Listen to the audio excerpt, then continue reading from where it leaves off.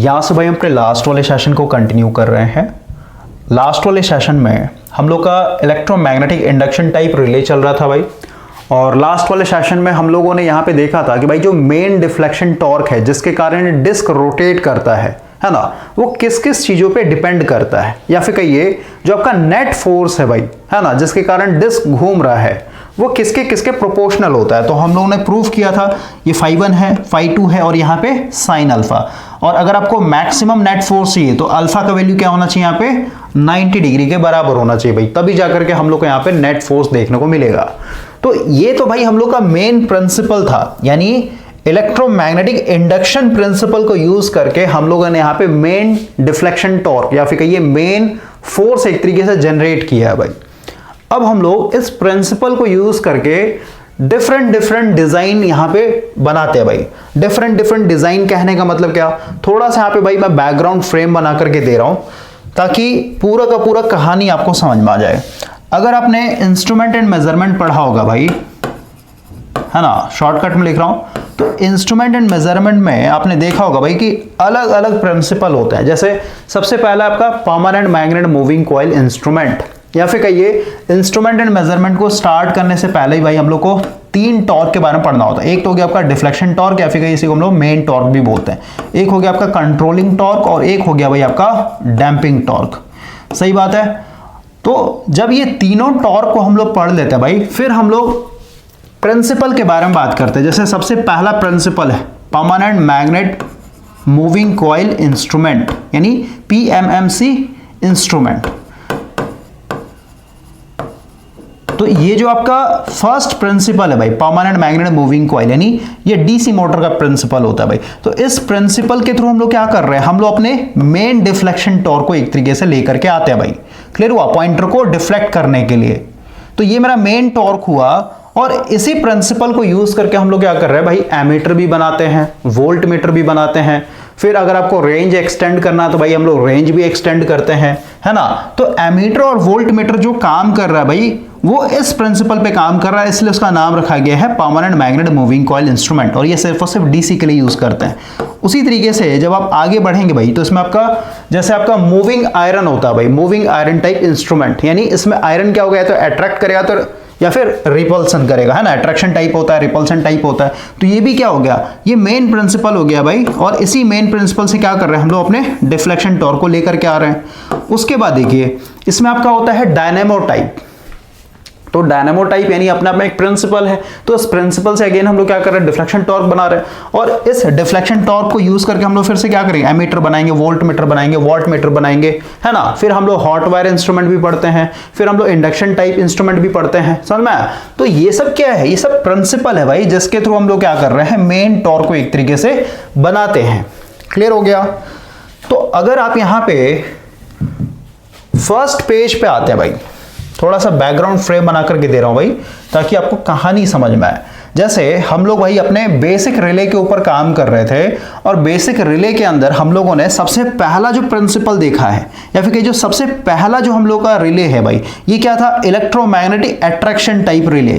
तो भाई ये जो इलेक्ट्रोमैग्नेटिक अट्रैक्शन लिखा हुआ ये है क्या, ये अपने आप में प्रिंसिपल है भाई। जैसे आपने अभी पढ़ा ना परमानेंट मैग्नेट यानी permanent magnet moving coil instrument, तो ये क्या अपने आप में प्रिंसिपल है। डायनेमो टाइप यानी प्रिंसिपल है भाई। हॉट वायर ये प्रिंसिपल है, या फिर कहिए इंडक्शन टाइप पे प्रिंसिपल है। यानी ये हम लोग का मेन प्रिंसिपल है, जिसके थ्रू हम लोग क्या कर रहे हैं, मेन डिफ्लेक्शन टॉर्क लेकर के आ रहे हैं। अब हम लोग यहाँ पे डिफ्लेक्शन टॉर्क क्यों चाहिए, रिले के अंदर डिफ्लेक्शन टॉर्क क्यों चाहिए भाई, क्योंकि हम लोग का जो ट्रिप कॉइल होता है भाई, जो ट्रिप कॉइल है ये भाई, इसका जो सर्किट होता है कंप्लीट नहीं होता है, यहां से ओपन होता है ये। तो ओपन है इसका मतलब क्या हुआ कि इसके अंदर कभी भी करंट फ्लो नहीं होगा। अब भाई मुझे इस सर्किट को कंप्लीट करना है ना। और यहां पे हम लोग दिखा देते हैं कि भाई मेरा ये सर्किट ब्रेकर का प्लंजर है यहाँ पे लगा हुआ इस तरीके से, या फिर इसको और सिंपल बनाने के लिए यहाँ पे दिखा देते हैं। ओके, ये आपका प्लंजर है इस तरीके से। क्लियर हुआ। तो भाई हम लोग के पास क्या है, रिले है। अब जैसे सोलेनॉइड टाइप ले लेते हैं, क्योंकि अभी लास्ट वाले सेशन भाई हम लोगों ने ये कंप्लीट कर लिया था ना, ये हम लोगों का कंप्लीट हो गया था। इसके अंदर हम लोगों ने 3 डिजाइन देखा था। सबसे पहला क्या था कि भाई एक आर्मेचर होता है और वो आर्मेचर क्या हो जाता था, आपका लिफ्ट हो जाता था, ऊपर तरफ अट्रैक्ट हो जाता था जब भी आपके कॉइल के अंदर रेटेड करंट से, जिसको हम लोग पिकअप करंट बोलते हैं भाई, है ना, यानी रेटेड करंट से अगर थोड़ा सा भी करंट अधिक हो गया तो वहां पे कॉइल के अंदर अच्छा खासा फ्लक्स बन जाएगा, जिसके कारण आपका आर्मेचर क्या हो जाएगा, ऊपर तरफ लिफ्ट हो जाएगा भाई। और जब आर्मेचर लिफ्ट होता था, जब आर्मेचर ऊपर तरफ उठता था भाई, तो इसी आर्मेचर के साथ क्या होता था, आपका जो मूविंग कॉन्टेक्ट होता है ना, रिले का भाई, ठीक है, सर्किट ब्रेकर का नहीं, रिले का। यहां पे आइए, पहले यहां पे देखिए ना, यहां पे ये आर्मेचर ऊपर तरफ लिफ्ट करता था, क्योंकि भाई ये काफी स्ट्रॉन्ग इलेक्ट्रोमैग्नेट बन चुका है, तो उसको लिफ्ट कर लेगा, ऊपर उठा लेगा। तो ऊपर उठते ही क्या हो जाता था, ये आपका है ना, ये जो पॉइंट है भाई, ये पॉइंट ये भी उठ जाएगा ऊपर। जैसे ऊपर उठेगा तो भाई इसमें चिपक जाएगा, ये दोनों चिपक जाएंगे, समझ में आया। तो वही चीज यहां पे बता रहा हूं भाई कि जैसे हम लोग का अच्छा खासा करंट आ जाएगा, यानी रेटेड करंट से अधिक आ जाएगा इसके अंदर, तो भाई ये ऊपर तरफ उठ जाएगा। ऊपर तरफ जैसे ही उठेगा तो ये इसके साथ चिपक जाएगा, और जैसे ही चिपकेगा वैसे ही क्या हो जाएगा, आपका सर्किट कंप्लीट हो चुका है। और सर्किट कंप्लीट होते ही भाई इसके अंदर करंट फ्लो होगा, करंट फ्लो होते ही क्या हो जाएगा, इसमें आपका फ्लक्स आ जाएगा, और ये फ्लक्स अच्छा खासा होता है, तो सीधी सी बात है, स्प्लंजर को क्या कर लेगा, खींच लेगा, यानी सर्किट ब्रेकर आपका ओपन हो जाएगा भाई। तो इसमें यानी इस प्रिंसिपल को यूज करके, इलेक्ट्रोमैग्नेटिक अट्रैक्शन प्रिंसिपल को यूज करके हम लोगों ने पहला जो रिले था भाई, ये था अट्रैक्टेड आर्मेचर टाइप, फिर हम लोगों ने सोलेनॉइड टाइप देखा था, और फिर हम लोगों ने इसमें बैलेंस बीम टाइप देखा था भाई। तो ये अपने आप में एक प्रिंसिपल है, क्लियर हुआ। उसी तरीके से हम लोग का जो दूसरा टाइप है भाई, यानी जो दूसरा प्रिंसिपल, ये क्या है, इलेक्ट्रोमैग्नेटिक इंडक्शन टाइप, यानी अपने आप में प्रिंसिपल है। और इस प्रिंसिपल के थ्रू हम लोग कैसे टॉर्क लेकर के आते हैं, डिफ्लेक्शन टॉर्क कैसे आता है, ये तो जस्ट हम लोगों ने समझ लिया ना भाई, अभी जस्ट मैंने आपको प्रूफ करवाया था लास्ट वाले सेशन में कि भाई यहाँ पे कैसे टॉर्क आता है। तो अब यहां पे भी हम लोग 3 डिजाइनिंग देखेंगे, यानी इसी प्रिंसिपल को यूज करके, यानी इलेक्ट्रोमैग्नेटिक इंडक्शन प्रिंसिपल को यूज करके हम लोग यहां पे 3 तरीके का भाई रिले डिजाइन करते हैं।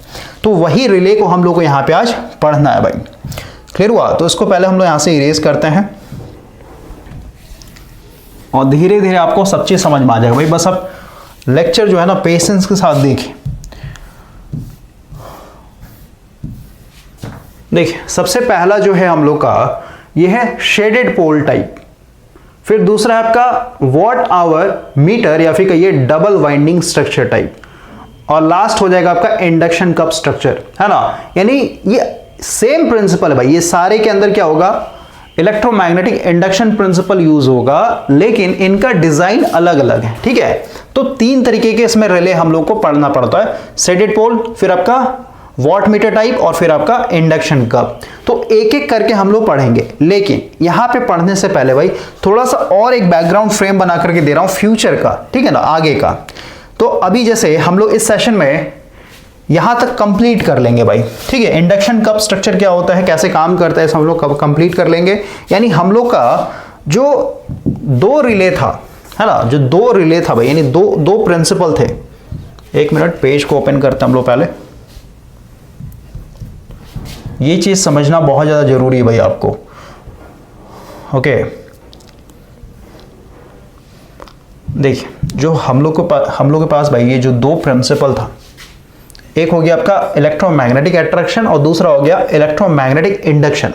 तो पूरे पावर सिस्टम में, इसको ध्यान सुनिएगा, पूरे पावर सिस्टम में जितने भी डिफरेंट टाइप्स ऑफ रिले हैं, जैसे आपका महो रिले हो गया, आपका रिएक्टेंस रिले हो गया भाई, या फिर कहिए आपका ओवर करंट प्रोटेक्शन रिले हो गया, या फिर कहिए रिवर्स पावर, है ना, पावर अगर आपका रिवर्स हो गया उसके लिए, तो कहीं पे भी अगर आप यूज कर रहे हैं भाई, है ना, किसी भी टाइप के प्रोटेक्शन के लिए आप अगर रिले यूज कर रहे हैं, तो वहां पे ज्यादातर जो रिले होंगे ये इन्हीं 2 प्रिंसिपल में से कोई एक प्रिंसिपल पे काम करता है। यानी यही हम लोग का क्या था, मेन चीज था भाई। अब हम लोग थोड़ा सा आगे बढ़ते हैं भाई, थोड़ा सा आगे बढ़ते हैं, ठीक है। यानी यहां तक समझने के बाद इंडक्शन कप स्ट्रक्चर, यहीं पे हम लोग क्या हो रहा है, electromagnetic induction type relay complete हो जाएगा। तो यहां तक समझने के बाद भाई फिर हम लोग क्या पढ़ेंगे, इसमें इंपॉर्टेंट टर्म्स पढ़ेंगे। जैसे सर्किट ब्रेकर के अंदर हम लोगों ने इंपॉर्टेंट टर्म्स पढ़ा था, जैसे आपका रिकवरी वोल्टेज क्या होता है, आपका आर्क वोल्टेज क्या होता है, रीस्ट्राइकिंग वोल्टेज क्या होता है ना, रेजिस्टेंस स्विचिंग क्या होता है, करंट चॉपिंग क्या होता है, सब हम लोगों ने समझा था ना भाई। उसी तरीके से आपके रिले के अंदर में भी क्या होता है, इंपॉर्टेंट टर्म्स होते हैं। जैसे आपका यहाँ पे रिले टाइमिंग है, तो रिले टाइमिंग, इसके अंदर 3 तरीके का टाइमिंग पढ़ना होगा, इंस्टेंटेनियस रिले, फिर आपका इनवर्स टाइम रिले, आगे बढ़ता है, फिर आपका आ जाएगा भाई definite time lag relay. Okay, तो इसे इंपॉर्टेंट टर्म है। फिर आपका पिकअप करंट क्या होता है, करंट सेटिंग क्या होता है, फिर आपका प्लग सेटिंग मल्टीप्लायर क्या होता है, फिर आपका टाइम सेटिंग मल्टीप्लायर क्या होता है, फिर आपका यहाँ पे ग्राफ दिखाया भाई time versus plug setting multiplier curve का। अब देखिए, अब यहाँ पे आते हैं, तो अभी तक भाई, अभी तक क्या क्या आपको समझ में आ गया कि भाई हम लोग को 2 तरीके के रिले पढ़ने होते हैं। सबसे पहला हो गया आपका, यहाँ पे शॉर्टकट लिख रहा हूँ भाई अब, ठीक है, इलेक्ट्रोमैग्नेटिक अट्रैक्शन टाइप रिले, और इसके अंदर हम लोग का 3 डिजाइन था।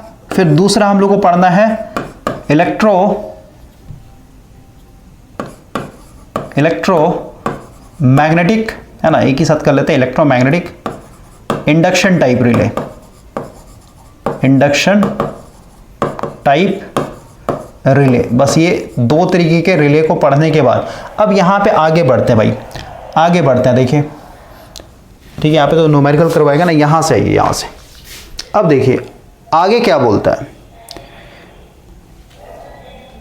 फंक्शनल रिले टाइप्स, इसको पढ़िए आप, क्या बोल रहा है ये, most of the relay in service on power system today operate on the principle of electromagnetic attraction और इलेक्ट्रोमैग्नेटिक इंडक्शन। अभी जस्ट समझा भाई कि पूरे पावर सिस्टम में हम लोग का कहीं पे भी रिले यूज हो रहा है भाई, और किसी भी टाइप्स का रिले यूज हो रहा है, फिर कहिए किसी भी टाइप्स ऑफ प्रोटेक्शन के लिए अगर आप यूज कर रहे हैं, तो या तो आपका वहां पे electromagnetic induction type relay use होगा, या फिर कहिए इलेक्ट्रोमैग्नेटिक अट्रैक्शन टाइप रिले होगा। इसके अलावा कोई भी रिले नहीं यूज होगा भाई, ठीक है। अब यहां पे पढ़िए, थोड़ा सा एडवांस बता दे रहा हूं, हम लोगों ने अट्रैक्शन टाइप और इलेक्ट्रोमैग्नेटिक इंडक्शन टाइप, इनके अंदर में जाकर के समझ लिया ना भाई, इनका वर्किंग प्रिंसिपल हम लोगों ने समझ लिया है, अंदर घुस के एक तरीके से समझ लिया, अंदर में हो क्या रहा है, अंदर में चल क्या रहा है भाई, ये हम लोगों ने समझ लिया है। लेकिन अब हम लोग जब आगे बढ़ेंगे भाई, आगे बढ़ेंगे, जैसे यहां पे देखिए आपका ओवर करंट रिले हो गया, रिवर्स पावर रिले हो गया, डिस्टेंस रिले हो गया, डिफरेंशियल रिले हो गया, ट्रांसले स्कीम हो गया, है ना।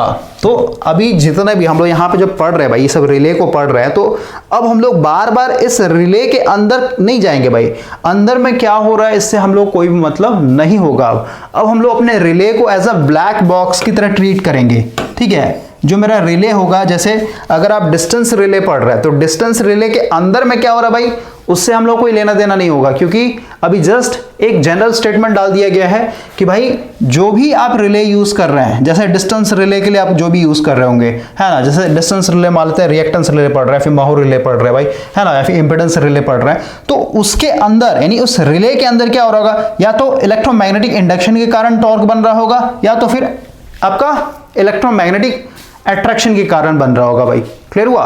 तो हम लोग यहां पे अब अपने रिले को क्या करेंगे, एज अ ब्लैक बॉक्स की तरह ट्रीट करेंगे। और ब्लैक बॉक्स क्या होता है, अगर आपने 2 पोर्ट नेटवर्क पढ़ा होगा तो 2 पोर्ट नेटवर्क क्या होता है भाई, कि ये हम लोग का ब्लैक बॉक्स होता है, बस हम लोग इसमें इनपुट देते हैं, इधर हम लोग को आउटपुट देखना होता है, ठीक है। अंदर में क्या हो रहा है इससे हम लोग कोई भी लेना देना नहीं होता है भाई। तो वही चीज है कि भाई अब हम लोग रिले को एक ब्लैक बॉक्स की तरह ट्रीट करेंगे, अंदर में क्या चल रहा है इससे हम लोग कोई मतलब नहीं है, बस हम लोग यहाँ पे जो इनपुट दे रहे हैं उससे हम लोग को आउटपुट में क्या देखने को मिल रहा है, इससे बस हम लोग को मतलब होगा।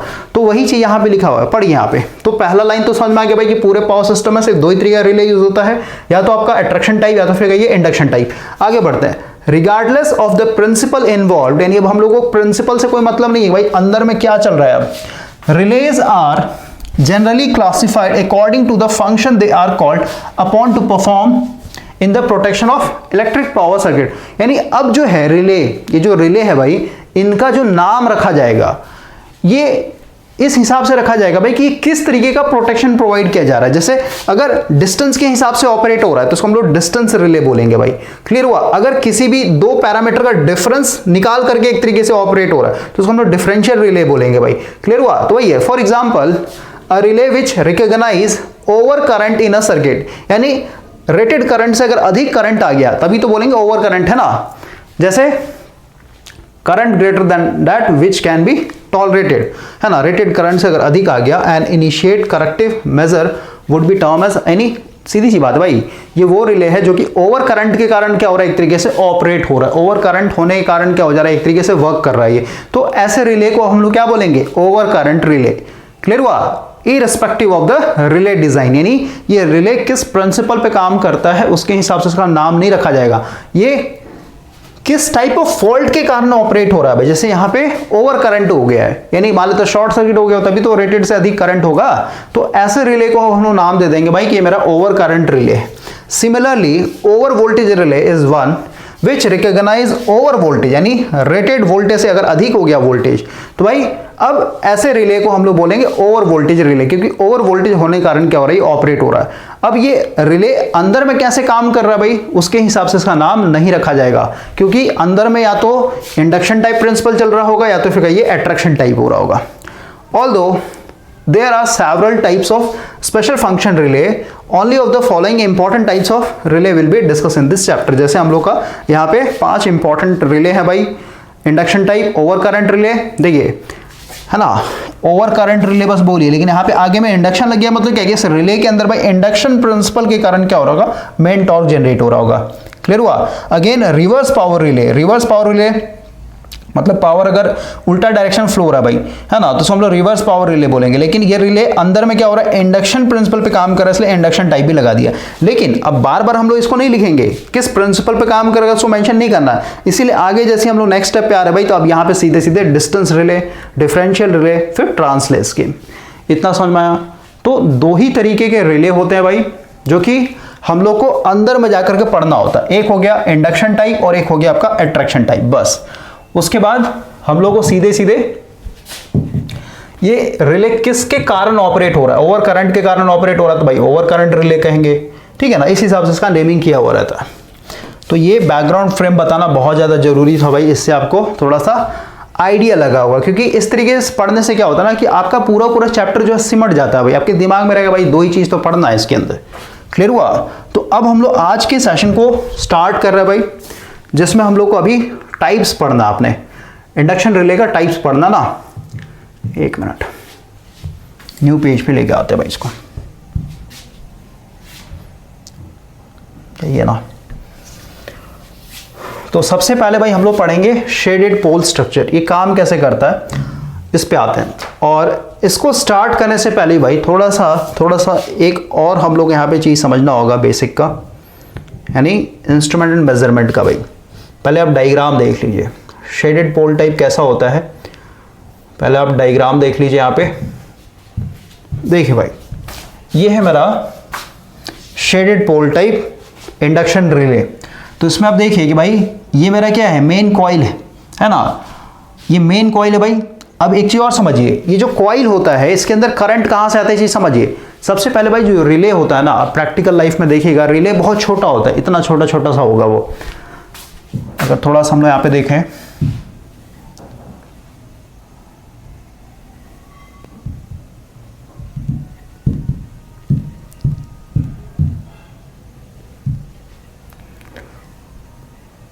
देखिए ये रिले का साइज होता है भाई, काफी छोटे होते हैं साइज में।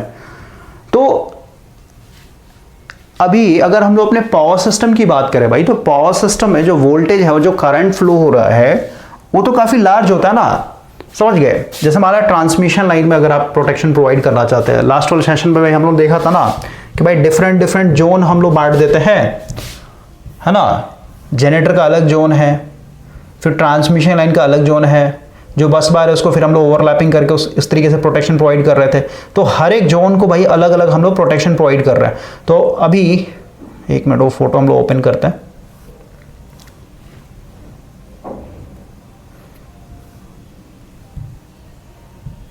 देखिए भाई, ये है ना हम लोग का अलग अलग जोन बांटा हुआ पूरा पावर सिस्टम का, यहां से लेके आते पूरा मेरा पावर सिस्टम है। तो भाई अगर आप यहाँ पे रिले यूज कर रहे हो, रिले भाई आप देख रहे काफी छोटा होता है, उसके अंदर जो कॉइल होगा, कॉइल को कभी खोल के देखेंगे भाई, कॉइल काफी पतला होता है। यहाँ पे एक रिले पड़ा होता है भाई, दिखा देता हूं मैं आपको।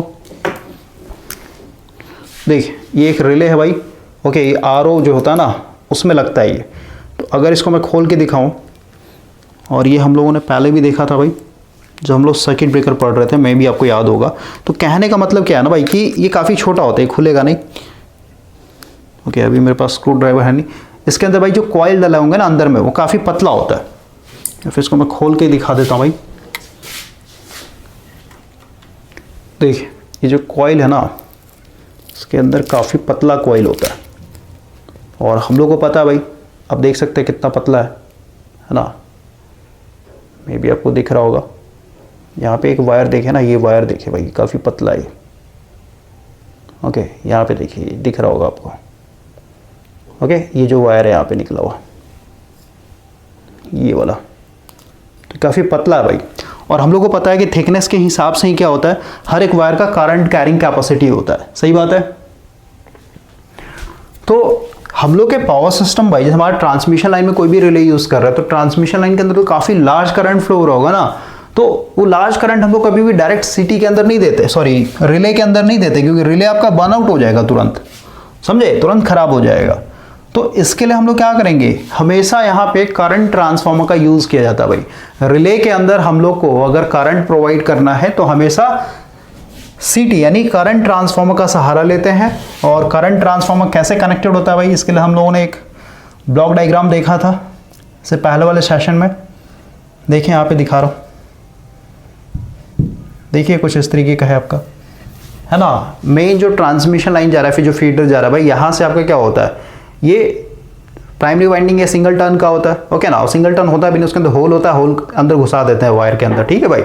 ओके ना, और ये इधर सेकेंडरी आ गया, तो सीधी सी बात है, सीटी मेरा क्या होता है हमेशा, ये एक स्टेप अप ट्रांसफार्मर होता है भाई। यानी इधर हम लोग का लो वोल्टेज होगा, इधर हम लोग का हाई वोल्टेज होगा, क्योंकि भाई इधर नंबर ऑफ टर्न्स कम है, इधर नंबर ऑफ टर्न ज़्यादा है। लेकिन इधर हाई वोल्टेज का मतलब क्या, उसी रेशियो से मेरा करंट कम हो जाता है भाई।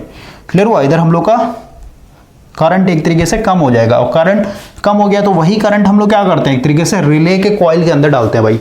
रिले के कॉइल के अंदर डालने का मतलब क्या है, यहां पे एक दो स्ट्रक्चर देखते हैं हम लोग पहले।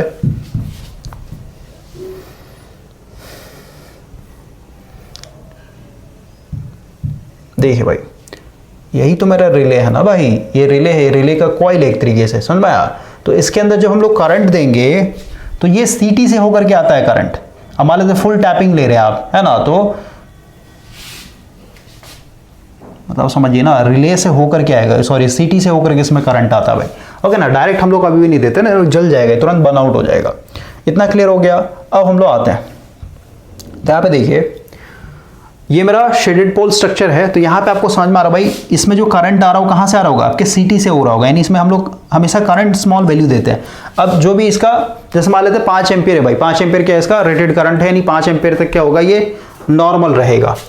ओके, 5 एम्पियर जैसे अधिक होगा वैसे ही क्या हो जाएगा, इसमें डिफ्लेक्शन टॉर्क आएगा। अब पहले देखते हैं, आगे बढ़ते हैं इसमें। इसका थोड़ा सा हम लोग को कंस्ट्रक्शन देखना होगा। और यहाँ पे भाई एक चीज़ और देखिए, इसमें जो है ना ब्रेक मैग्नेट लगा होता है यहाँ पे, ब्रेक मैग्नेट। ओके, इसमें तो नहीं दिखाया है, इसमें में भी दिखाया हुआ होगा, इसमें भी नहीं दिखाया है। यहाँ पे जो डिस्क घूम रहा है ना, यहाँ पे ब्रेक मैग्नेट लगा होता है। तो थोड़ा सा हम लोग ये दो चीज़ समझते हैं भाई। देखिए, सबसे पहले तो हम लोग समझना होगा कि भाई यहाँ पे लगा ना डैम्पिंग मैग्नेट, या फिर इसी के थ्रू हम लोग को डैम्पिंग टॉर्क मिलता है भाई। ओके, इसको हम लोग बोलते हैं ईडी करंट डैम्पिंग। तो ये डैम्पिंग टॉर्क कहाँ से आता है, इसको पहले हम लोग समझते हैं। पूरा का पूरा इंस्ट्रूमेंट एंड मेजरमेंट ही भाई, इंस्ट्रूमेंट एंड मेजरमेंट अगर आपने पढ़ा होगा तो यहाँ पे दिक्कत नहीं होगा आपको। क्लियर हुआ। तो ये हम लोग का परमानेंट मैग्नेट होता है, ये जो लगा हुआ ना, ये परमानेंट मैग्नेट है, यानी इसका खुद का अपना नॉर्थ एंड साउथ होगा। ओके, ये नॉर्थ एंड साउथ बना हुआ है, ऊपर में नॉर्थ नीचे में साउथ है। डिस्क क्या हो रहा है, डिस्क घूम रहा है, मान लेते जैसे घूम रहा है डिस्क। तो इसका हम लोग क्या कर रहे हैं, यहाँ पे दिखा रहे हैं टॉप व्यू। तो ये मेरा भाई परमानेंट मैग्नेट था नॉर्थ, इधर हो गया मेरा साउथ, और ये मेरा डिस्क है भाई। तो अगर आप ध्यान से देखें तो डिस्क कैसे घूम रहा है, यहाँ पे लिखा है ना मोशन ऑफ द कॉइल, समझे, कॉइल या फिर डिस्क जो भी बोली भाई, ये डिस्क है मेरा एक तरीके से। तो ये इस डायरेक्शन में घूम रहा है। इस डायरेक्शन घूमने का मतलब क्या है कि भाई इधर वाले पोर्शन में ऊपर तरफ फोर्स लग रहा होगा, इधर वाले में नीचे तरफ फोर्स लग रहा होगा। सही बात है। तो भाई क्योंकि ये मैग्नेटिक फील्ड में घूम रहा है ना, नॉर्थ साउथ मैग्नेटिक फील्ड में रखा हुआ घूम रहा है, तो मैग्नेटिक फील्ड में घूमने के कारण क्या होगा, इसमें ईएमएफ इंड्यूस्ड होगा भाई।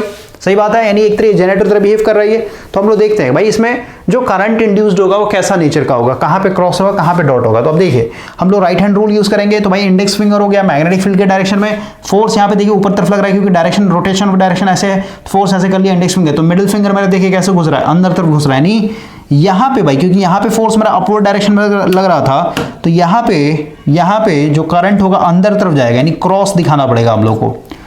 अब हम लोग यहाँ पे देखते हैं भाई मिडिल फिंगर यानी इंडेक्स फिंगर मेरा अभी भी इसी तरीके से नॉर्थ टू साउथ, और फोर्स कैसा लग रहा है यहाँ पे डाउनवर्ड लग रहा है, ठीक है डाउनवर्ड। तो मिडिल फिंगर कैसे हो गया, बाहर तरफ आ गया, यानी यहाँ पे जो है करंट जो इंड्यूस्ड होगा भाई उसका जो डायरेक्शन होगा बाहर तरफ होगा। तो अगर मैं इसको यहाँ पे दिखाऊं कि भाई ये नॉर्थ है और ये साउथ है, यहाँ पे क्रॉस है और यहाँ पे डॉट, सही बात है, यानी करंट अंदर तरफ घुस रहा है, यहाँ पे बाहर तरफ घुस रहा है। तो भाई हम लोग को पता है भाई क्रॉस इसका मतलब क्या है, ये अपना मैग्नेटिक फील्ड बनाएगा, सही बात है। तो अगर हम लोग इसको थोड़ा सा और बड़ा बनाते हैं भाई, हम लोग नॉर्थ हो गया, इधर साउथ हो गया, यहाँ पे क्रॉस है और यहाँ पे मेरा डॉट, तो भाई ये मैग्नेटिक फील्ड कैसा बनाएगा, क्लॉकवाइज। ओके, इस तरीके मैग्नेटिक फील्ड बनाएगा। और ये कैसा बनाएगा, इस तरीके से। क्लियर हुआ। अब यहां पे देखिए जो मेरा मैग्नेट के कारण भाई जो मैग्नेटिक फील्ड है मेरा कैसे जा रहा है, ऐसे जा रहा है, समझे, इस तरीके से जा रहा है ना, मैग्नेट के कारण ऐसे जा रहा है। तो आप देखिए कि भाई ये जो डिस्क के अंदर करंट इंड्यूस्ड सॉरी जो फ्लक्स है ये इसी डायरेक्शन में है, और जो मेन फ्लक्स है इसका भी डायरेक्शन इसी में है, यानी ऊपर ऊपर ऐड हो जाएगा, सही बात है। तो यहाँ पे ऐड हो जाएगा मैग्नेटिक फील्ड, लेकिन यहाँ पे देखिए ये नीचे तरफ जा रहा है, यानी ऐसे जा रहा है और मेन मैग्नेटिक फील्ड मेरा ऐसे भाग रहा है, ये ऐसे भाग रहा है भाई। इसका मतलब क्या, नीचे में आपका यहाँ पे अपोजिशन होगा। इसको हम लोग थोड़ा बेटर तरीके से दिखाते हैं। नॉर्थ हो गया और इधर भाई मेरा साउथ हो गया, ये मेरा मैग्नेटिक फील्ड है, यहाँ पे क्रॉस है मेरा, यहाँ पे डॉट। तो भाई यहाँ पे जो मैग्नेटिक फील्ड है ना ये ऐसे जा रहा है, यानी इधर और एक इधर, यानी ऊपर में ऐड हो जाएगा, नीचे में अपोज कर रहा है। और यहाँ पे जो मैग्नेटिक फील्ड बनेगा ये ऐसे आएगा। तो यहाँ पे देखिए ये नीचे वाला ऐड हो जाएगा, ऊपर वाला अपोज करेगा, क्योंकि इधर की तरफ जा रहा है, ये इधर जा रहा है। तो यहाँ पे इसका जो इफेक्ट देखने को मिलेगा, यानी जो नेट मैग्नेटिक फील्ड है, तो ऊपर में देखिए ये ऊपर वाला तो ऐड हो जाएगा भाई, स्ट्रांग हो जाएगा, है ना, और यहाँ पे कैंसिल आउट हो रहा है। तो ये मैग्नेटिक फील्ड आपका कुछ इस तरीके से ऐसे जाएगा भाई, यहाँ पे ऐड हो रहा है ना मेन मैग्नेटिक फील्ड भी और इसका जो डायरेक्शन ये भी, तो यहाँ पे स्ट्रांग हो जाएगा, नीचे पे देखिए कैंसिल आउट हो रहा है तो नीचे वाला वीक हो जाएगा। तो ये मैग्नेटिक फील्ड कुछ इस तरीके से जाएगा आपका, समझे। और यहाँ पे आपका क्रॉस और ये डॉट, ये क्रॉस और डॉट मतलब क्या, ये खुद डिस्क में बंधा हुआ ना भाई, ये डिस्क के अंदर घुसा हुआ है। तो इस डिस्क के ऊपर देखिए रबर बैंड क्या होता है आपका हमेशा, यानी इसको नीचे तरफ दबाएगा और इसको ऊपर तरफ दबाएगा, ऐसे, समझे। या फिर आप ऐसे कह सकते हैं भाई, ये सब तो मशीन का है ना यार, ये सब आपको पता होना चाहिए। यहाँ पे तो बस मैं आपको रिवाइज करवा रहा हूँ। क्लियर हुआ, ये रिवीजन चल रहा है भाई आपका।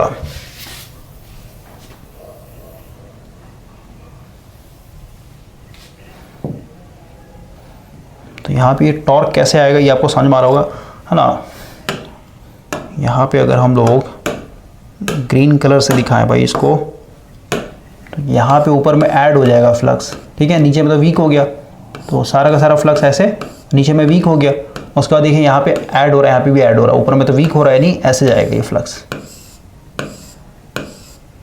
क्लियर हुआ। और फ्लक्स हमेशा क्या करेगा, रबर बैंड की तरह एक्ट करता है भाई, ये हमेशा अपना शॉर्टेस्ट डिस्टेंस बनाएगा। तो ये क्या करेगा, इसको ऊपर धकेलेगा, इसको नीचे धकेलेगा, यानी यहाँ पे ऐसे जाएगा। क्लियर हुआ। तो अभी हम लोग यहाँ पे आते हैं।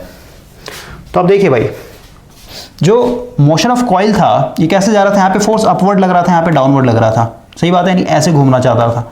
लेकिन अभी यहाँ पे हम लोग का जो है इंट्रैक्शन टॉर्क कैसा है, यहाँ पे नीचे, यानी ऐसे घूमना चाहता है, यानी ये ऐसे घूमना चाहता है। तो वही तो लिखा है डैम्पिंग फोर्स जो लगेगा, है ना, जो इसका एक्चुअल मोशन है, मोशन इस तरीके से कॉइल का, ये इधर घूम रहा है, लेकिन भाई डैम्पिंग फोर्स क्या होगा, जस्ट अपोजिट लगाएगा। तो इस तरीके से भाई ये ब्रेक मैग्नेट एफिकेसी को हम लोग डैम्पिंग मैग्नेट बोलते हैं, काम करता है। क्लियर हो गया। अब हम लोग आगे आते हैं। यहाँ पे भाई जैसे हम लोग का ये जो स्ट्रक्चर दिखाया गया ना, दो जो डिजाइन दिखाया गया भाई, एक तो हो गया आपका शेडेड रिंग, और एक हो गया आपका भाई ये यहाँ पे देखिए watt meter structure, watt hour meter structure, ये वाला डिजाइन है ना। ये दोनों इंडक्शन प्रिंसिपल पे ही काम कर रहे हैं भाई। और एक होता है आपका यहां पे देखिए इंडक्शन कप स्ट्रक्चर, तो जो डिस्क घूम रहा है ना भाई, ये डिस्क एक स्पिंडल पे लगा होता है भाई, ऐसे हवा में थोड़ा सा फ्लोट करेगा। तो ये इसका डिजाइन कैसे होता है यहाँ पे देखिए, क्योंकि भाई ये एज्यूम करके चल रहा है बुक कि भाई अपने इंस्ट्रूमेंट में मेजरमेंट पहले से पड़ा हुआ है। ओके, तो अब देखिए जो हम लोग का वॉट आवर यानी जो एनर्जी मीटर होता है भाई, इसका डिजाइन इसी तरीके से होता है ना, इसमें दो मैग्नेट होते हैं, एक तो ई शेप का मैग्नेट ऊपर है, एक यू शेप का मैग्नेट नीचे। भाई क्लियर हुआ? ये बीच में डिस्क लगा हुआ है जो ब्लैक कलर से हाईलाइटेड किया हुआ ना,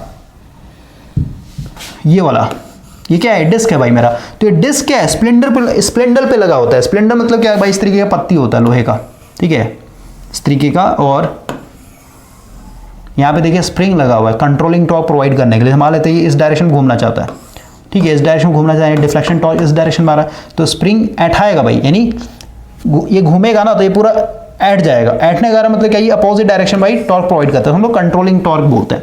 और डैम्पिंग टॉर्क के लिए यहाँ पे देखिए परमानेंट मैग्नेट आपका लगा हुआ है। क्लियर हुआ? तो अब देखिए भाई जो स्पिंडल है, तो इस स्पिंडल पे ही क्या होता है, जैसे यहाँ पे स्पिंडल से पॉइंटर कनेक्टेड है, लेकिन भाई रिले के केस में स्पिंडल से क्या होता है? स्पिंडल से आपका यहाँ पे मूविंग कॉन्टैक्ट, जो कॉन्टैक्ट मूव करके आपका जो दो यहाँ पे जो होता है ना टू ट्रिप मतलब क्या कि भाई इसको ऐसे जोड़ देते हैं, इसको ऐसे जोड़ देते हैं, ठीक है। तो जब ये डिस्क मूव करेगा, जब ये मूव करे, मान लो जैसे मूव कर रहा है, ठीक है, जब मूव करेगा तो भाई जैसे मूव थोड़ा सा मूव करे तो इसमें टकरा जाएगा ना, टकराती क्या हो जाए? चिपक जाएगा, ठीक है। ये मूविंग पॉइंट जैसे ये डिस्क मूव करेगा तो आके थोड़ा और मतलब यहाँ पे चिपक जाएगा यार, ठीक है, ऐसे चिपक जाएगा, चिपकते ही क्या शॉर्ट हो जाएगा, सर्किट कंप्लीट हो जाएगा, ठीक है, समझ में आया ना। तो ये इस डायरेक्शन में घूम रहा है तो सीधा कंट्रोलिंग टॉर्क जो होगा आपका अपोजिट डायरेक्शन में लगाता है। तो ये तो स्ट्रक्चर आपको समझ में आ गया होगा। अब हम लोग स्टार्ट कर रहे हैं अपने जो हम लोग का शेडेड पोल टाइप रिले है भाई, है ना, shaded pole type induction relay. तो इसमें भाई टॉर्क कैसे पैदा होता है इसको पहले समझ लीजिए। हम लोग को इतना पता भाई कि जो डिफ्लेक्शन टॉर्क होता है यहाँ पे इंडक्शन प्रिंसिपल का कारण आएगा। इंडक्शन प्रिंसिपल का जो टॉर्क आता है लास्ट वाले सेशन में उन्होंने यही भी देखा, प्रूफ किया था भाई, जो टॉर्क आएगा ये इस पे डिपेंड करेगा। अब देखिए यहाँ पे दो फ्लक्स है ना, वहाँ पे phi 1 phi 2 था, यहाँ पे क्या है phi s मतलब शेडिंग कॉइल का फ्लक्स, और phi u मतलब क्या भाई, जो हम लोग का यहाँ पे जो मेन है ना, phi u क्या लिखा हुआ है यहाँ पे, नाम क्या लिखा हुआ भाई, एक मिनट इसका थोड़ा सा नाम देख लेते हैं क्या नाम है।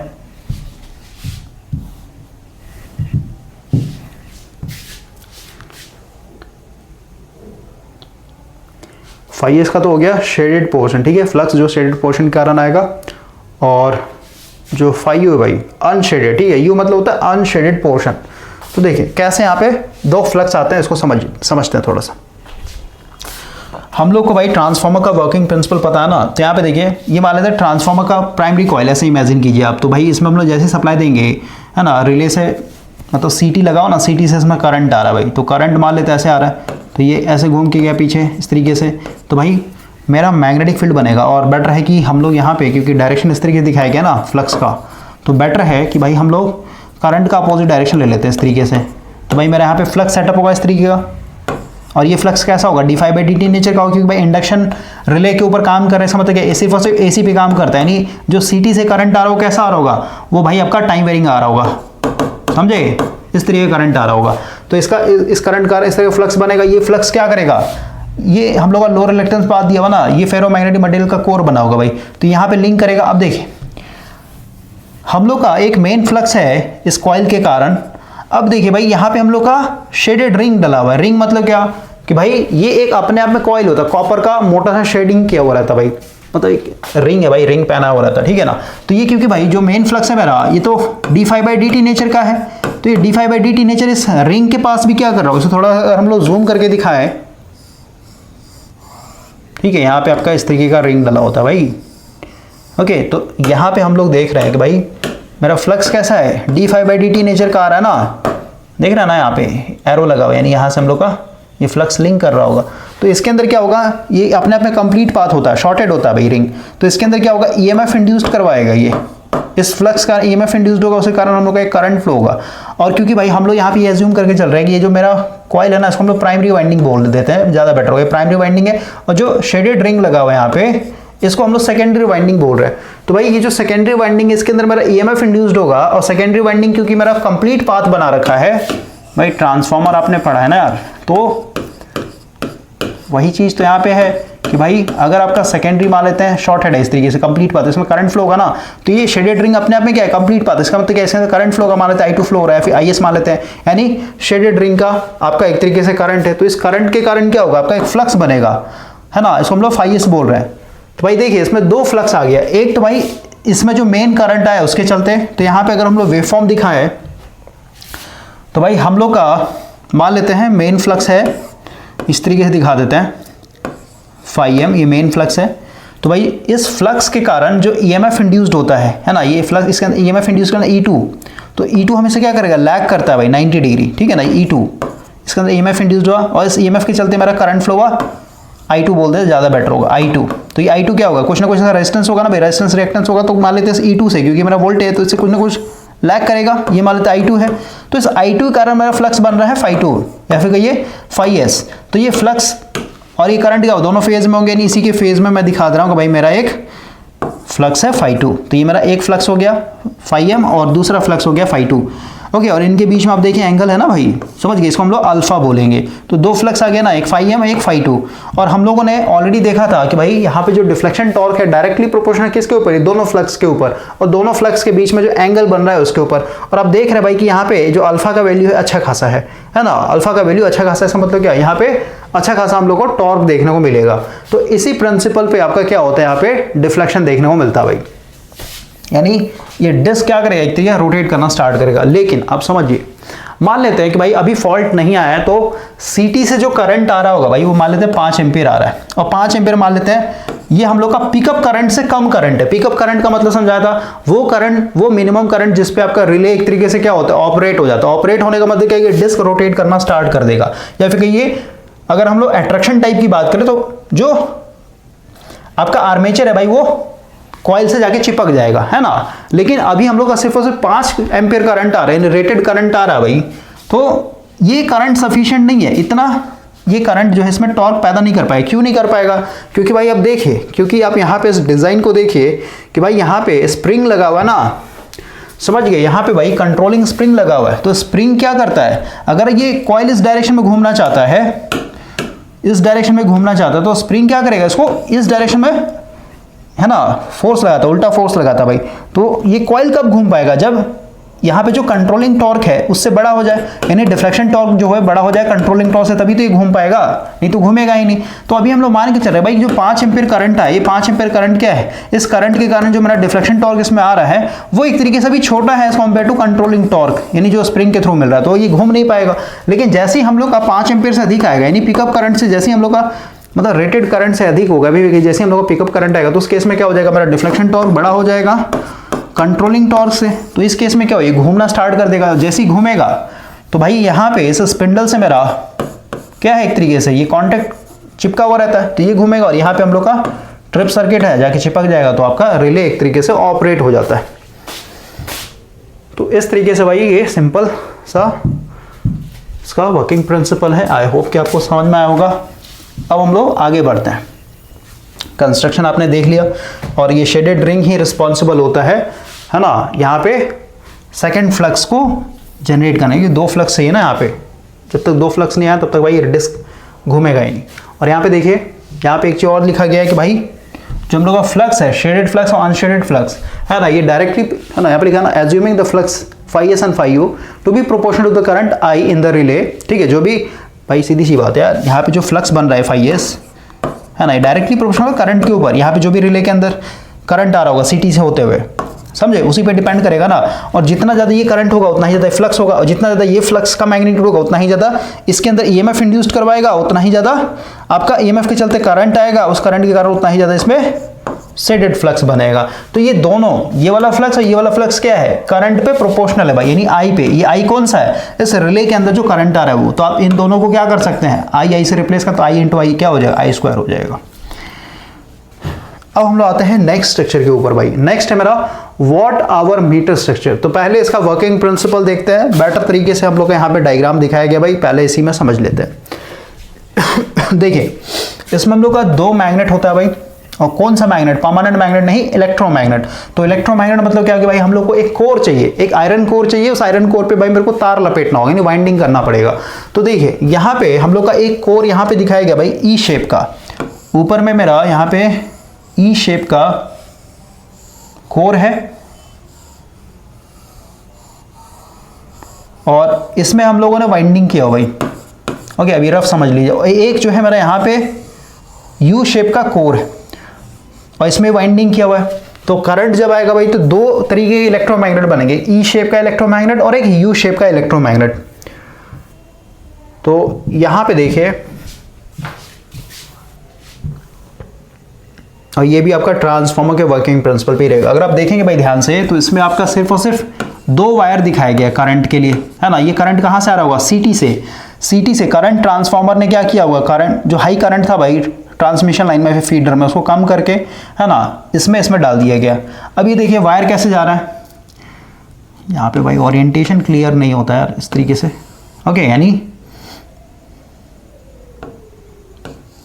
ठीक है, तो करंट आया इस तरीके से, ओके, फिर इस तरीके से ऐसे निकल गया।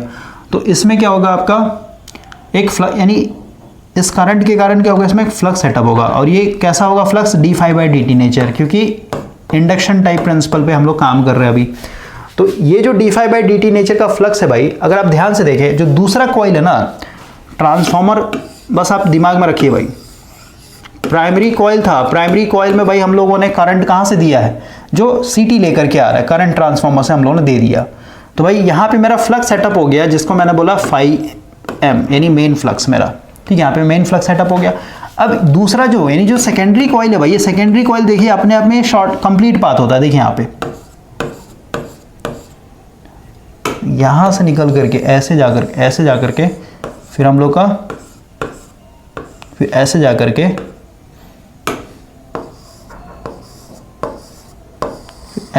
ऐसे ही पूरा कंप्लीट बात बना हुआ है। ये अपने आप में कॉइल है भाई, ये अपने आप में क्या है, कंप्लीटेड है इस तरीके से। तो अब देखिए भाई, ये जो d∅dt नेचर का फ्लक्स है, क्योंकि भाई यहाँ पे देख रहे हैं ना लो रिलक्टेंस पाथ दिया हुआ ना भाई, ये फ्लक्स इसका लिंक करेगा ना इस वाले कॉइल के साथ। तो जैसे इसका लिंक करेगा तो इसमें क्या होगा, EMF इंड्यूस्ड करवाएगा।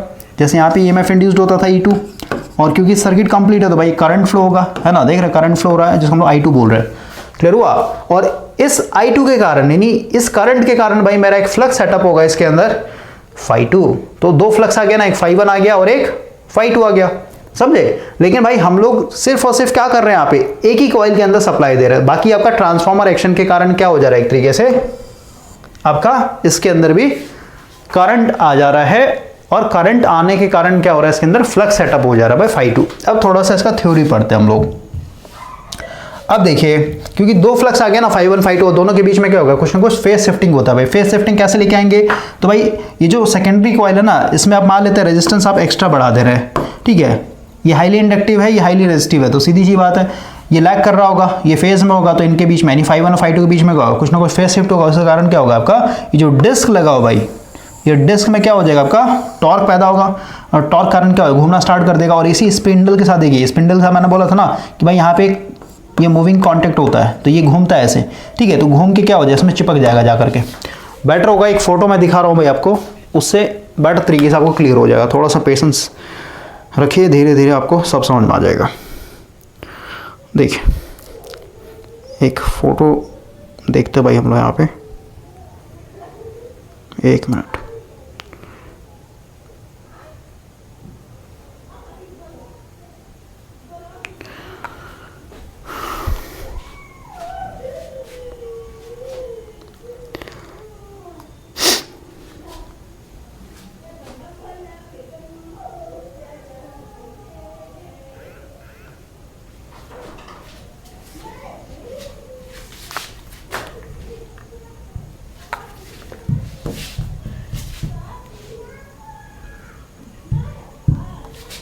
देखिए भाई, ये आपका शेडेड वाला जो स्ट्रक्चर था ना, यानी शेडेड वाला डिजाइन देख रहे हैं, यहाँ पे शेडिंग रिंग लगा हुआ है। तो यहाँ पे देख रहे हैं डिस्क डला हुआ है बीच में, और ये जो स्पिंडल है, इस स्पिंडल के साथ आप देखिए यहाँ पे भाई ये मेरा लगा हुआ ना मूविंग कॉन्टेक्ट, और यहाँ पे क्या है मेरा फिक्स कॉन्टेक्ट है। तो ये जब घूमता है तो घूमते क्या होता है, इसमें जाके चिपक जाएगा। तो चिपकते क्या होता है, आपका जो ट्रिप सर्किट है भाई, वो पूरा का पूरा सर्किट कंप्लीट हो जाता है, यानी बैटरी से कनेक्ट हो जाता है। उसके बाद आपका उसमें करंट फ्लो का फ्लक्स बनेगा, फ्लक्स बनने के कारण आपका जो सर्किट ब्रेकर उसका प्लंजर खिंच जाता है। तो वही चीज़ यहाँ पे दिखाया गया भाई, ओके। और ये इनकम्प्लीट सर्किट है भाई, इसमें आपका ब्रेक मैग्नेट भी लगा हुआ होगा। तो अभी हम लोग थोड़ा थ्योरी पढ़ते हैं काम कैसे करता है ये।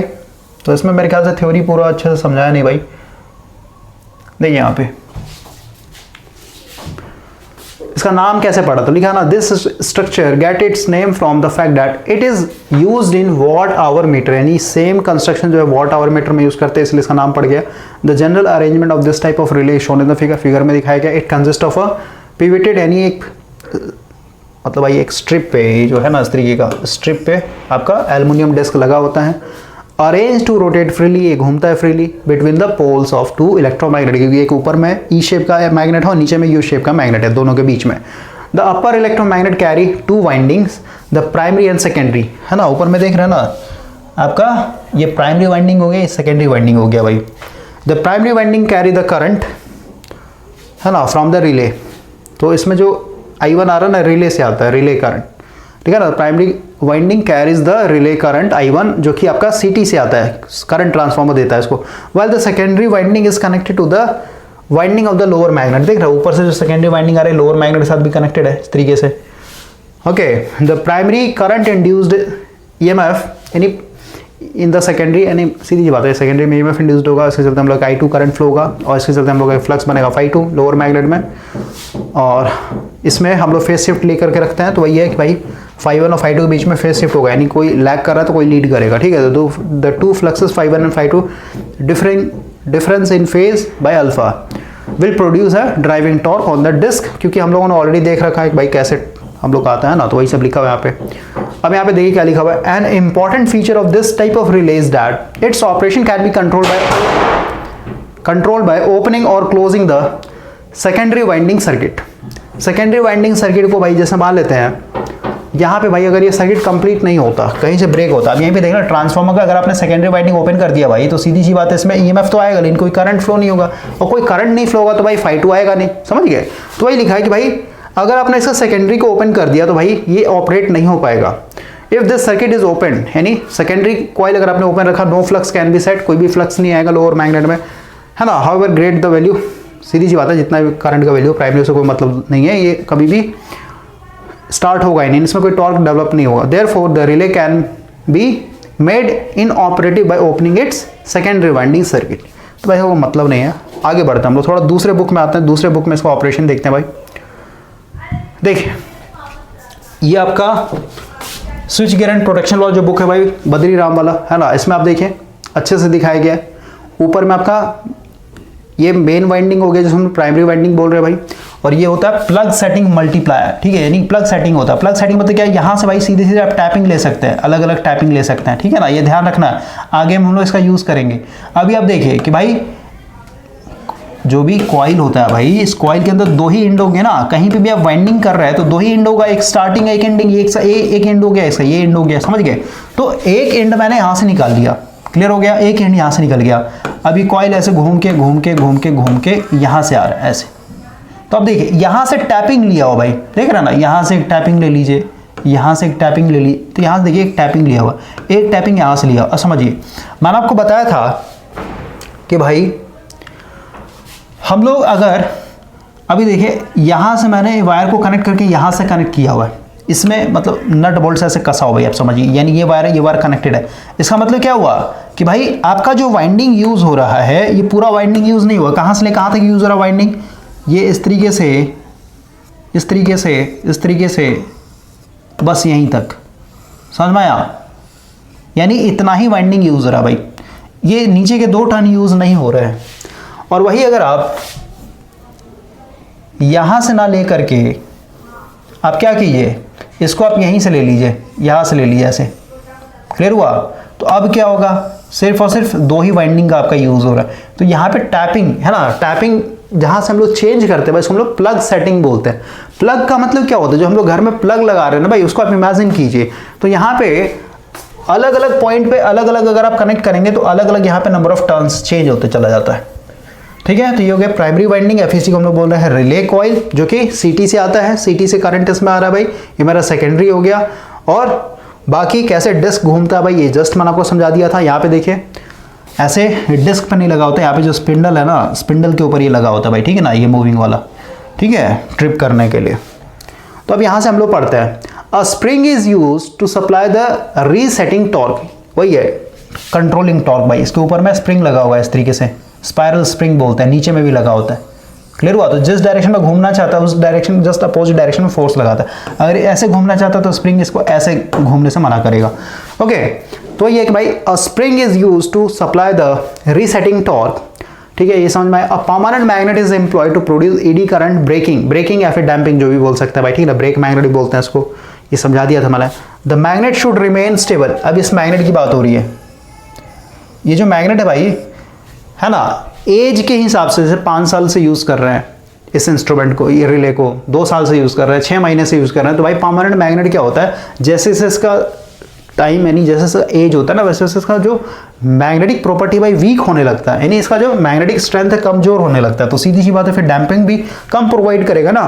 तो यहाँ पे लिख दिया गया है कि भाई जो मैग्नेट हम लोग यूज करते हैं should remain stable with age, मतलब जैसे जैसे पुराना होगा वैसे वैसे इसका मैग्नेटिक प्रॉपर्टी कम नहीं होना चाहिए, वीक नहीं होना चाहिए, ठीक है, समझे। अगर कम होगा तो इसका एक्यूरेसी गलत हो जाएगा ना, डैम्पिंग प्रोवाइड नहीं कर पाएगा। तो वही है कि भाई एज के हिसाब से इसका एक्यूरेसी इफेक्ट नहीं होना चाहिए। Magnet of high cohesive force, हम लोग बीएच कर्व में पढ़ते हैं ना, कोहेसिव फोर्स भाई, कोहेसिव फोर्स मतलब क्या, इसी को हम लोग रिटेंटिविटी बोलते हैं। फिर रेसिडुअल मैग्नेटिज्म हाई होना चाहिए भाई। आपने एक्सटर्नल मैग्नेटिक फील्ड हटाने के बाद भी आपका क्या हो गया, इसके अंदर अच्छा खासा अभी भी मैग्नेटिक प्रॉपर्टी बचा हुआ है, ठीक है ना। तो उस तरीके के मटेरियल्स हम उसको बनाते हैं। आगे है braking torque is proportional to the speed of the disc, सीधी सी बात है यार, अभी जस्ट मैं आपको समझाया था, जितना तेजी से घूमेगा उतना तेजी से क्या होगा, इसमें ईएमएफ इंड्यूस्ड होगा, उतना तेजी से करंट फ्लो होगा, है ना, उसका मतलब ये जेनरेटिंग एक्शन होगा यहाँ पे। और हम लोग को हमेशा पता है जनरेटर के अंदर करंट क्या होता है, जेनरेटिंग एक्शन करंट क्या होता है, बैक ईएमएफ आता है, ठीक है। तो ये चीज आप बोल रहा है भाई स्पीड पे डायरेक्टली प्रोपोर्शनल होता है। आगे बढ़ते हैं, when the operating current exceed the pickup value, pickup value मतलब क्या, वो मिनिमम करंट जिस पे आपका ये है ना, जिस पे आपका ये यहाँ पे डिफ्लेक्शन टॉर्क कंट्रोलिंग टॉर्क से बड़ा हो जाए, है ना, तो ड्राइविंग टॉर्क आ जाएगा। और ड्राइविंग टॉर्क आने के कारण क्या होगा, डिस्क जो है एक्सेलरेट हो जाएगा, डिस्क घूमना स्टार्ट कर देगा। और ये पूरा नहीं घूमता भाई गोल गोल, आप ऐसे मत इमेजिन कीजिए, ये थोड़ा सा बस घूमेगा, समझे, ये थोड़ा सा घूमता है बस, यहाँ से यहाँ तक बस, ठीक है ना, जहाँ पे भी इसका ट्रिप सर्किट होगा वहाँ थोड़ा सा बस घूमता है ये। तो ये कि भाई यहाँ पे एक्सेलरेट करना स्टार्ट कर देगा। The disc rotate at a speed proportional to the driving torque, जितना ज़्यादा आपका टॉर्क होगा उतना ही तेजी से ये घूमना स्टार्ट करेगा भाई। क्लियर हुआ? एक और डायग्राम मैं आपको थोड़ा दिखाता हूँ भाई, 1 मिनट।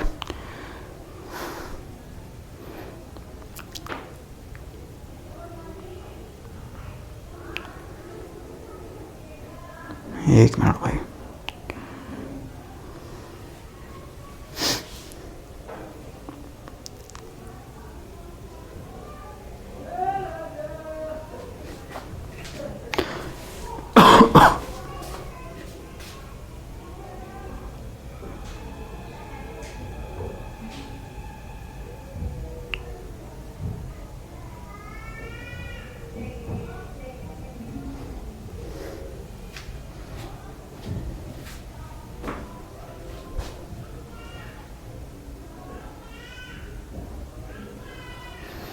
देखिए इस वॉलपेपर को जो है ना हम लोग थोड़ा सा सेंड करते हैं यहाँ से।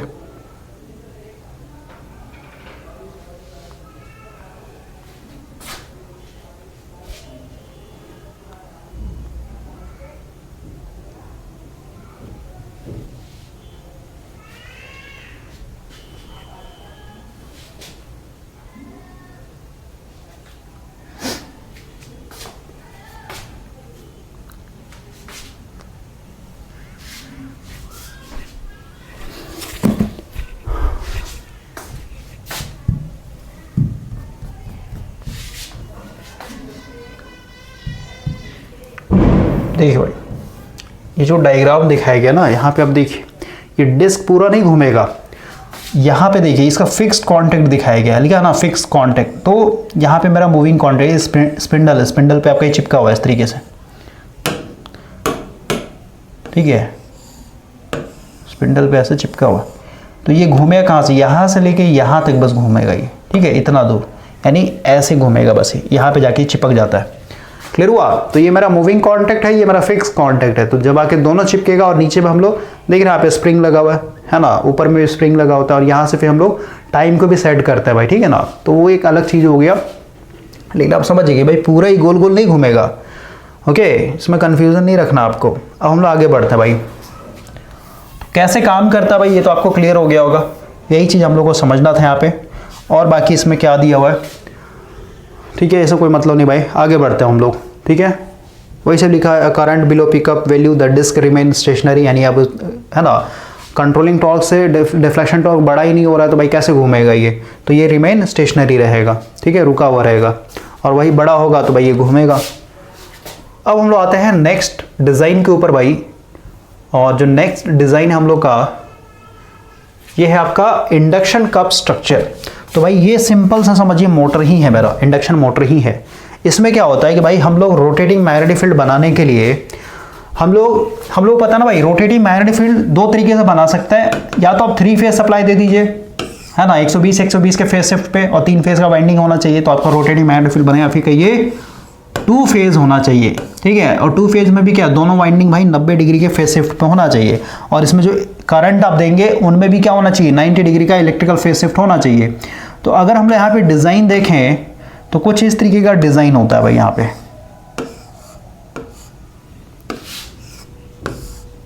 ओके,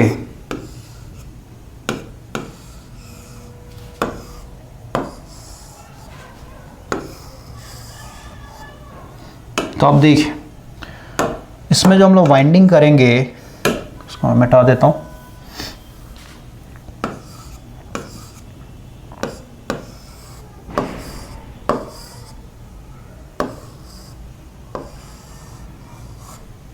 ओके,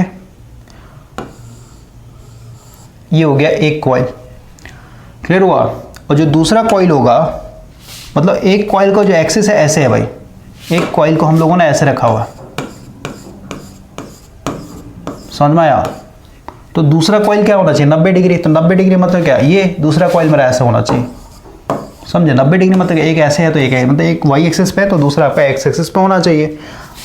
फिजिकल एंगल भी तो होना चाहिए ना 90 डिग्री का, इलेक्ट्रिकल शिफ्ट नहीं होना चाहिए। इलेक्ट्रिकल फेज शिफ्ट के साथ साथ आपका भाई मैकेनिकल फेज शिफ्ट भी होना चाहिए, ठीक है। तो एक वायर यहाँ से निकाल लिया हम लोगों ने, और इसको यहाँ से ला करके इसमें आप ऐसे दिखा दीजिए, ठीक है। तो किस तरीके का वाइंडिंग होता है भाई ये आपको समझ में आ गया हो। तो एक वायर यहाँ से, एक वायर यहाँ से, तो ग्रीन वाला एक कॉइल हो गया और ब्लू वाला एक कॉइल हो गया। तो ये देखिए इनके बीच में क्या है, इलेक्ट्रिकल फेज शिफ्ट रहेगा, यानी फिजिकल तो है ही भाई 90 डिग्री का, साथ ही साथ इलेक्ट्रिकल 90 डिग्री का फेज शिफ्ट भी होना चाहिए। अब 90 डिग्री का फेज शिफ्ट कैसे देंगे, मान लेते हैं दोनों वाइंडिंग के अंदर हम लोग एक ही जगह से करंट दे रहे हैं, क्योंकि भाई हम लोग का जो करंट आएगा वो कहाँ से आएगा, रिले के थ्रू आएगा, सॉरी सीटी से थ्रू, यानी करंट ट्रांसफार्मर के थ्रू आएगा भाई। तो हम लोग क्या कर सकते हैं, एक वाइंडिंग के अंदर क्या कर दीजिए आप हाईली इंडक्टिव बना दीजिए और दूसरे को हाईली रेजिस्टिव बना दीजिए। हाईली रेजिस्टिव बनाने क्या कीजिए भाई, एक के अंदर आप एक्स्ट्रा रेजिस्टेंस ऐड कर दिए। तो सीधी सी बात है ना भाई, इंडक्शन मोटर आपने पढ़ा होगा ना यार, स्प्लिट फेज मोटर, तो वही चीज़ तो है, समझे। अब हम लोग बार बार थोड़ा सा पढ़ेंगे ये सब, वही चीज़ यहाँ पे दिखाया गया भाई, ठीक है। ये यहाँ पे देखें ना 4 पोल बन गया ना, क्लियर हुआ, ये 4 पोल का मशीन बन चुका है। और यहाँ पे देखिए एक ही जगह से हम लोग क्या कर रहे हैं, सप्लाई दे रहे हैं, ठीक है। एक ये हो गया S1 और एक हो गया S2, और दोनों का बैटर पैरेलल में जोड़ दीजिए। दोनों को पैरेलल में जोड़ के बस आप वाइंडिंग के अंदर क्या, एक को हाईली इंडक्टिव, एक को आप हाईली रेजिस्टिव बना दिए भाई, क्योंकि हम लोग जो करंट इसके अंदर आएगा वो कहाँ से आएगा, सीटी के थ्रू आएगा। तो इसको कैसे जोड़ेंगे, कनेक्शन भी कर लेते हैं भाई। मेरा बाहर 2 ही तार निकलना चाहिए, सिर्फ और सिर्फ 2 तार, जो कि सीटी से कनेक्टेड होगा। तो आप देखिए, है ना, ये मेरा बस बार की तरह इसको ट्रीट कर लेते भाई। तो बस बार ट्रीट करेंगे तो भाई इसको आप क्या कर लीजिए, मान लेते प्लस है माइनस है एक पर्टिकुलर इंस्टेंट के लिए। ऐसे तो हम लोग एसी पे काम करें, एक इसको जोड़ देते हैं, एक इसको जोड़ देते हैं, ठीक है। और दूसरा आपका भाई एक इसके साथ जोड़ देते हैं और एक इसके साथ जोड़ देते हैं, बस हो गया। ये आपका इधर से सीटी से आपका इसमें आ जाएगा। तो ये आपका यहाँ पे रोटेटिंग मैग्नेटिक फील्ड सेटअप हो जाएगा। रोटेटिंग मैग्नेटिक फील्ड सेटअप होते ही क्या हो जाएगा आपका, अब देखिए ये जो वायर आपका ऊपर से निकाला गया ना, ये ऊपर से मतलब समझिए, ये मत समझिए रोटर के अंदर घुसा हुआ, नहीं भाई।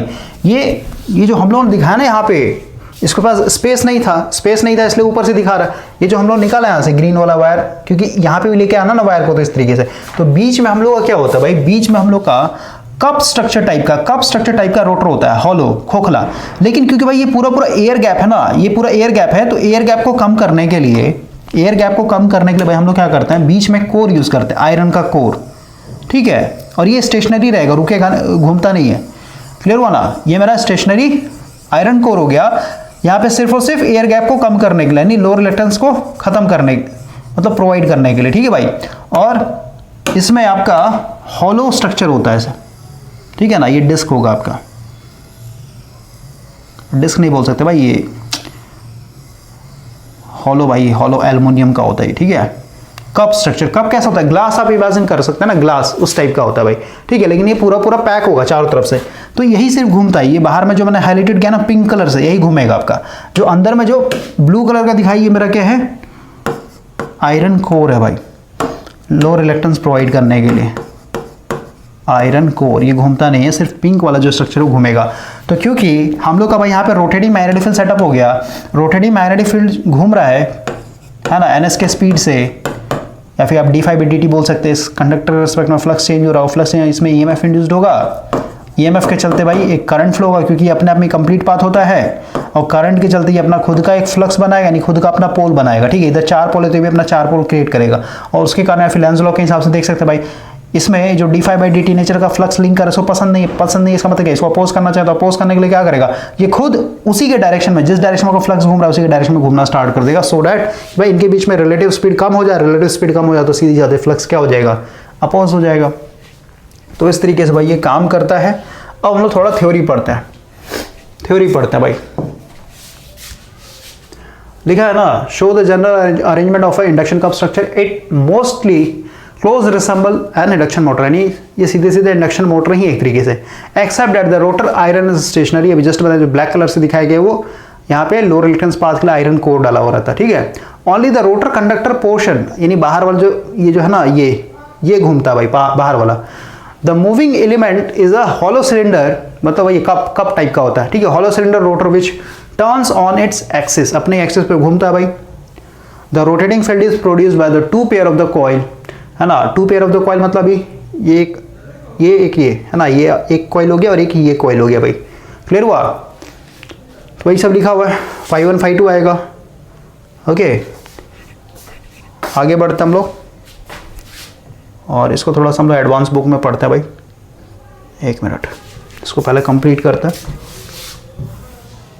देखिए क्या लिखा हुआ है इसमें आपका, अ controlling spring and a backstop for closing of the contact, मतलब ये जहाँ पे ये जाके रुक जाएगा, ठीक है।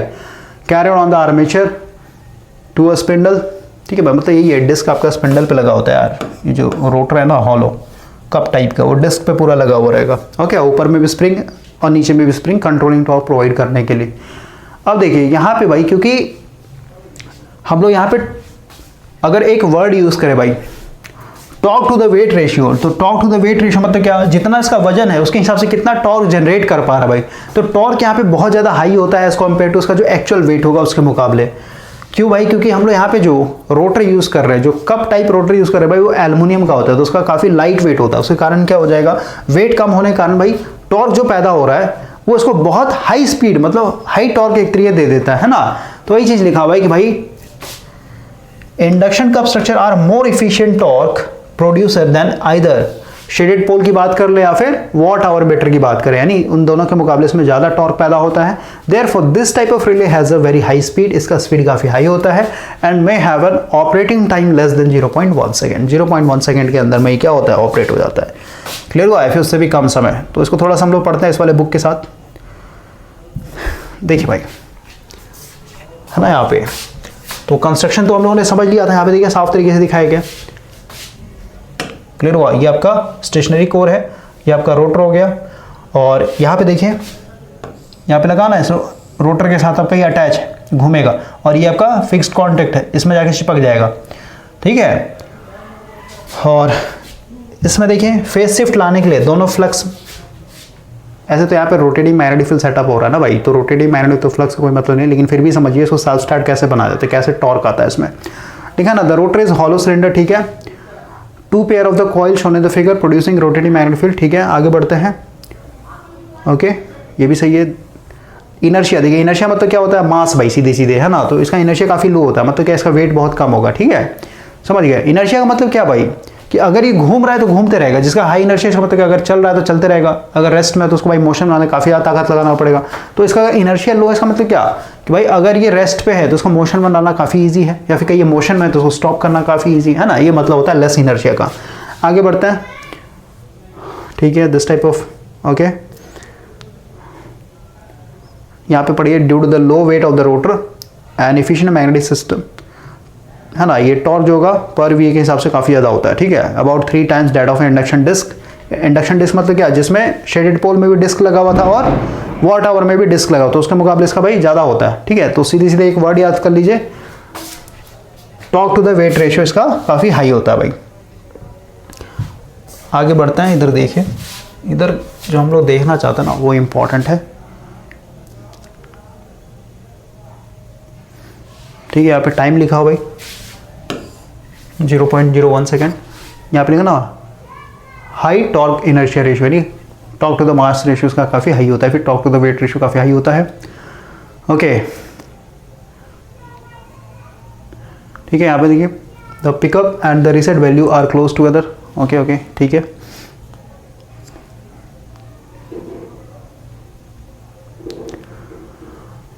ठीक है भाई, इसमें अब कुछ बचा नहीं है बताने के लिए, और ये तो हम लोगों ने स्टार्टिंग में देखा था भाई कैसे इसमें टॉर्क पैदा होता है ना, इस वाले बुक में बिल्कुल लास्ट में एक तरीके से टॉर्क का डेरिवेशन करवाए गए। तो यहाँ पे हम लोग का भाई जो 2 तरीके का बेसिक रिले था, अट्रैक्शन टाइप और इंडक्शन टाइप, ये हम लोगों ने कंप्लीट कर लिया है। अब नेक्स्ट सेशन से भाई हम लोग बात करेंगे इंपॉर्टेंट टर्म्स के ऊपर, जिसमें हम लोग सबसे पहले बात करेंगे रिले टाइमिंग के ऊपर। रिले टाइमिंग का मतलब क्या है भाई, कि जैसे एक होता है इंस्टेंटेनियस रिले, तो जो आपका इलेक्ट्रोमैग्नेटिक अट्रैक्शन टाइप है ना वो इंस्टेंटेनियस रिले है। इसका मतलब क्या हुआ कि जैसे ही आपका भाई पिकअप करंट से अधिक करंट आएगा आपके कॉइल के अंदर, रिले के अंदर, तो भाई आपका आर्मेचर क्या हो जाएगा, अट्रैक्ट हो जाएगा, फिर प्लंजर जो है आपका अट्रैक्ट हो जाएगा, ठीक है, और सर्किट को ट्रिप कर देगा। तो वहां पे हम लोग इंस्टेंटेनियस रिले बोलेंगे, ठीक है। यहाँ पे देख रहे हैं ना प्लंजर टाइप का ये सोलेनॉइड वाला जो रिले है वो दिखाया गया है ना, तो इसको बोलते हैं इंस्टेंटेनियस रिले। और एक होता है inverse time relay. Inverse time relay हम लोग आता है इंडक्शन रिले के अंदर, जो अभी हम लोगों ने तीनों स्ट्रक्चर पढ़ा, आपका शेडेड हो गया, आपका भाई वॉट आवर मीटर हो गया, और आपका इंडक्शन कप रिले हो गया। उसमें हम लोग इन्वर्स टाइम रिले एक तरीके से देखते हैं। इन्वर्स टाइम रिले मतलब अभी बात करेंगे नेक्स्ट सेशन में, क्लियर हुआ। तो नेक्स्ट सेशन से भाई हम लोग का इंपॉर्टेंट टर्म स्टार्ट होगा। उसके बाद ये सबसे ज्यादा इंपॉर्टेंट है भाई, रिले से अगर आपका न्यूमेरिकल क्वेश्चन पूछेगा तो यही से पूछता है, पिकअप करंट, करंट सेटिंग, या फिर कहिए आपका प्लग सेटिंग, मल्टीप्लायर, सब निकालने के लिए दे देगा आपको, ठीक है। तो इसको अगर आपने एक बार समझ लिया भाई तो कहीं पे भी आपको प्रॉब्लम नहीं होगा। ओके, तो नेक्स्ट सेशन में बात करते हैं अब आगे के लिए।